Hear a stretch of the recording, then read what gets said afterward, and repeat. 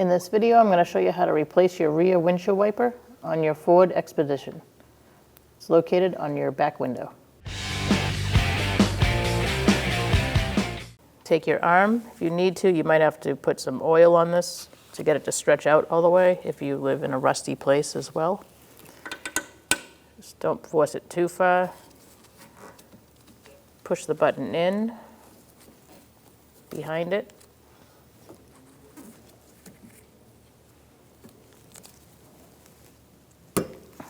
Push down, release it, and keep that arm this way.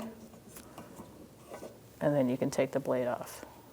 Bend back your arm as far as it'll go. And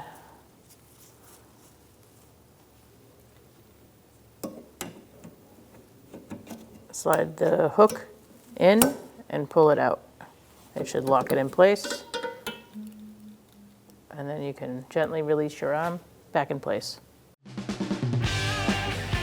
When only the best will do, demand TRQ. The only company that lets you view before you do. TRQ is committed to offering the highest quality aftermarket auto parts that are engineered for peace of mind. Thanks for using and viewing with TRQ.